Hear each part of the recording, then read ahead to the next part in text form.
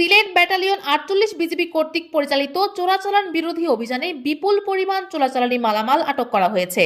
Press বিজ্ঞপ্তিতে জানানো হয়, গোপন সংবাদের ভিত্তিতে অদ্য ১৬ ডিসেম্বর ২০২৫ তারিখে সিলেট ব্যাটালিয়ন ৪৮ বিজিবি এর দায়িত্বাধীন ব্যাটালিয়ন সদর বিছানাকান্দি, ওতমা, সোনালী চেলা, সংগ্রাম, সোনারহাট, পান্থমাই, বাংলা বাজার ও প্রতাপপুর বিওপি এলাকায় একযোগে চোরাচালান বিরোধী অভিযান পরিচালনা করা হয়।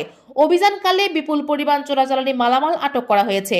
আটককৃত মালামালের মধ্যে রয়েছে ভারতীয় মেডিসিন, কসমেটিক্স, ফল, পেঁয়াজ, সুপারি, গরু, কম্বল, চকলেট, সোয়েটার, বিড়ি, জিরা, জুস, বাংলাদেশি শিং মাছ এবং একটি বারুকি নৌকা।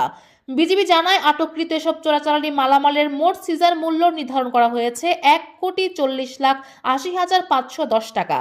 এ বিষয়ে সিলেট ব্যাটালিয়ন ৪৮ বিজিবি এর অধিনায়ক ঊর্ধ্বতন সদর দপ্তরের নির্দেশনা অনুযায়ী সীমান্তে নিরাপত্তা রক্ষা, চোরাচালান এবং মাদকদ্রব্য পাচার প্রতিরোধে বিজিবির আভিযানিক কার্যক্রম ও গোয়েন্দা তৎপরতা সর্বোত্তমভাবে অব্যাহত রয়েছে।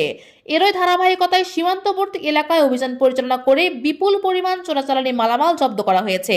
তিনি আরও জানান, আটককৃত চোরাচালানি মালামাল সমূহের বিষয়ে বিধি মোতাবেক প্রয়োজনীয় ব্যবস্থা গ্রহণ করা হবে।